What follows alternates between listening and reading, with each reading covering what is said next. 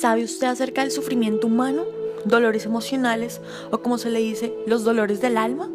¿Sabe usted si padece alguno?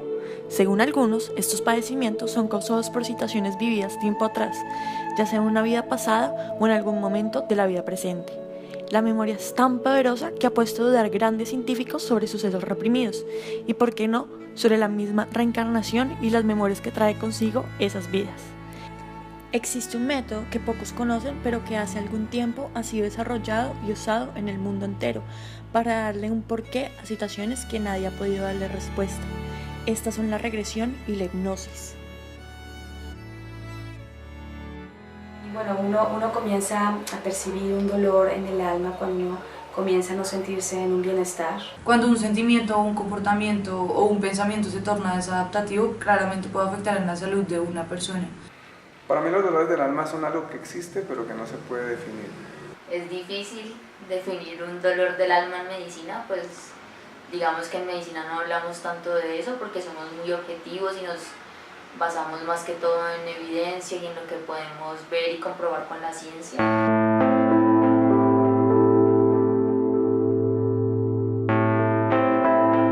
Comienzas a tener, por ejemplo, depresión o comienzas a sentirte triste todo el tiempo o comienzas a enfermar o comienzas a sentir ansiedad, ataques de pánico, de dispersión. ¿Cómo define uno un desánimo? ¿Cómo define uno la famosa depresión? Eso normalmente son términos que usa la psicología, pero cuando una persona quiere definir lo que siente no sabe.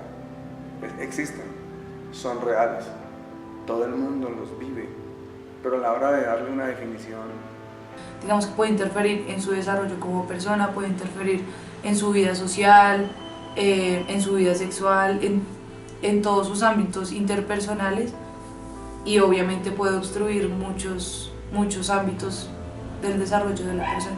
diariamente atiendo personas que manifiestan sentirse de X o Y manera, estar atravesando un momento que no lo explica la ciencia, que no lo explica la medicina, pero que se está viviendo y que la persona no sabe cómo lidiar con él. Entonces acuden a la fe, confiado en que uno les muestre una ruta. Y depende, el dolor del alma pues va a implicar, digamos, o se va a codificar en un órgano o una sintomatología particular, que va a hablar de un evento específico, que va a hablar de una emoción reprimida que no se ha sanado. Una afectación de la mente que de pronto está causando alguna otra repercusión, pero sí es difícil en medicina hablar de alma.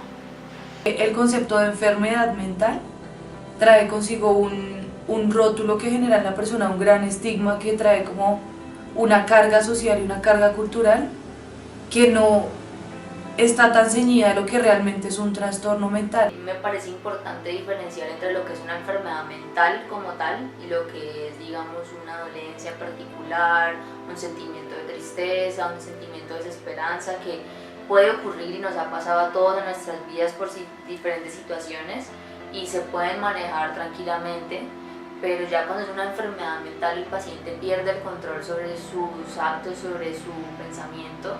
El sufrimiento también forma parte de la vida, forma parte de la construcción de nuestro ser y del fortalecimiento de nuestra libertad, de nuestra voluntad y de nuestro deseo de vivir.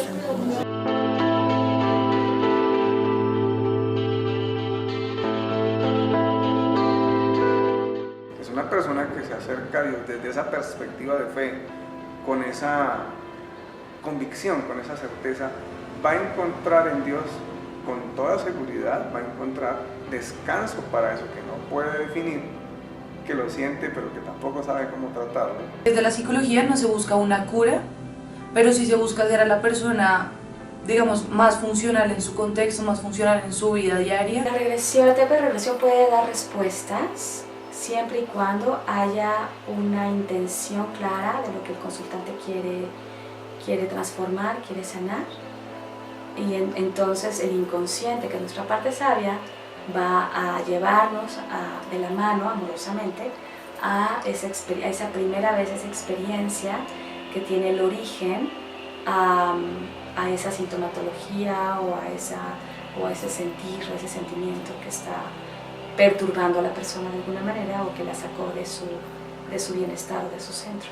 Desde nuestra perspectiva teológica, quien más sabe del ser humano es su creador. ¿Quién mejor que Dios que creó para arreglar los problemas de su creación? No estoy de acuerdo.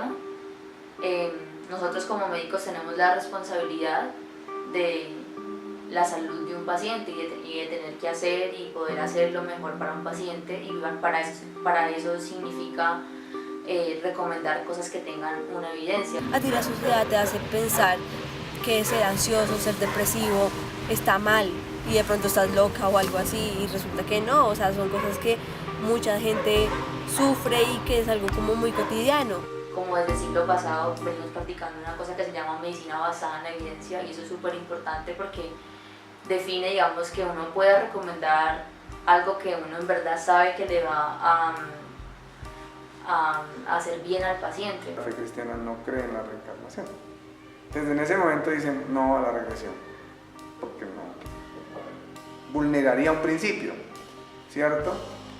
De igual manera la hipnosis no clínica o la hipnosis vista desde la pseudo tratamientos que lo llaman, o desde el esoterismo, pues inmediatamente la religión le va a poner un veto.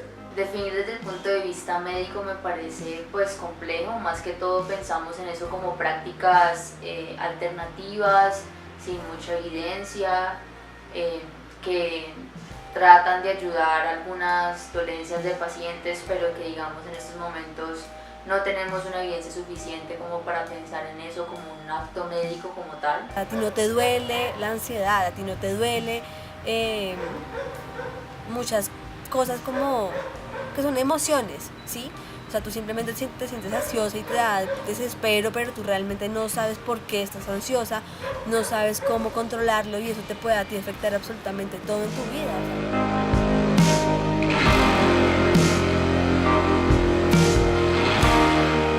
Para mí la vida es la experiencia, ¿no? Venimos a experimentarnos como seres amorosos, venimos a experimentar el amor y venimos a conocernos a través de esas experiencias. Entonces la vida es como un gran laboratorio al que hay que participar y con el cual hay que co-crear.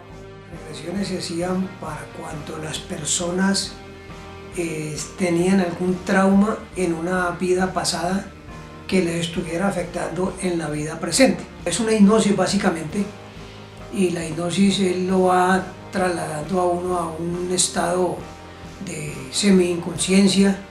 Él es quien va dirigiendo esa situación y lo va trasladando uno una vez está uno en un estado hipnótico, lo va trasladando uno a una vida anterior. Yo alcanzo a recordar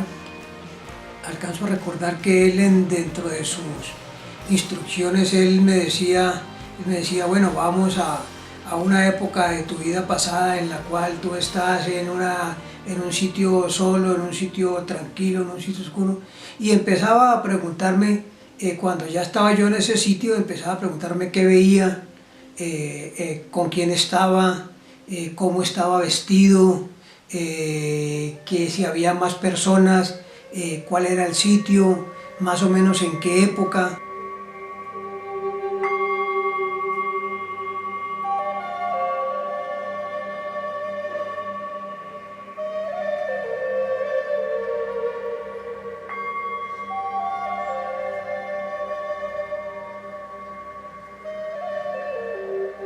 Una regresión es una técnica en donde se induce o se acompaña al consultante a entrar a un estado no ordinario de conciencia.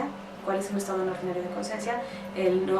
Un estado de no vigilia, ¿sí? Se parece un poco al sueño, nada más que estamos conscientes de lo que la persona está consciente, de lo que está viendo o de lo que está emergiendo, ¿sí? Como información, como imágenes, como sensaciones.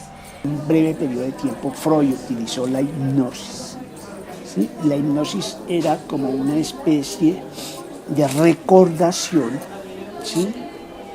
de recordación del momento del trauma, del momento de la herida, en el caso de Charcot, la herida física. ¿Sí?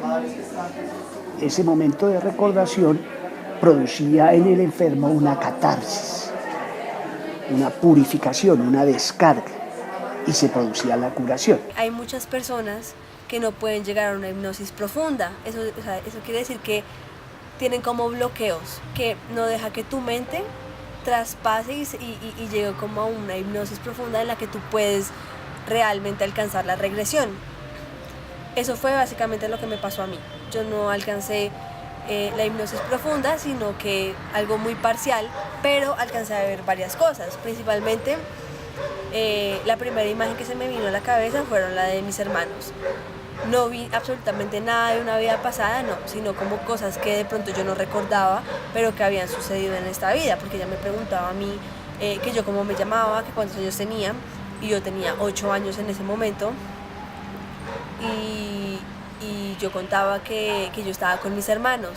A una época, pero yo en ese momento era una persona, creo que era como de origen francés, porque la época se asimila a la época de la Segunda Guerra Mundial, en la cual yo era un piloto de un avión de reconocimiento que estaba haciendo algunas tareas de observación sobre algunas refinerías, sobre algunos complejos en donde los alemanes tenían algunos objetivos que nosotros los consideramos militares, y que yo era un piloto de los que estaba haciendo esas tareas de reconocimiento para que luego fueran atacados por los bombarderos que teníamos en ese momento nosotros. Bueno, primero tiene que haber una disposición del consultante a relajarse, ¿sí?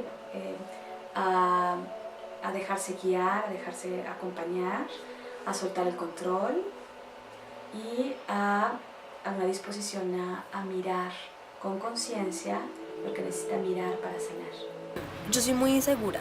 Cuando al momento de tomar decisiones me cuesta mucho como tener esa certeza de decir como pucha, esto sí es lo que yo tengo que hacer y esto es lo que necesito, y como tomar esa determinación para mí es muy difícil. Yo sé que de pronto hay algo que yo tengo que hacer, pero me cuesta mucho como dar ese paso. Entonces principalmente era eso, sufro mucho de eso, y de pronto me habían dicho también que eso se podía solucionar con la regresión, que de pronto había algo, una vida pasada, que me podía ayudar a solucionar lo de la ansiedad. La vida es eso que nadie nunca ha logrado controlar. Los sucesos pasan, las experiencias van y vienen, pero existe algo llamado memoria, que a pesar de que parcialmente olvida, mantiene en el subconsciente momentos que pueden terminar siendo relevantes para la conducta de un individuo. Como hemos visto, todos los seres humanos nos hallamos constantemente en la búsqueda de la respuesta a lo que muy pocas veces podemos llegar. Para entender, buscamos ese tipo de rescate en fuentes que probablemente puedan darnos alguna explicación. La religión, la medicina general, la psicología y otras algunas posibles formas de explicación pueden darle al ser humano respuesta acerca de su proveniencia, su conducta, hasta su final. Cada persona lo busca basándose en su fe.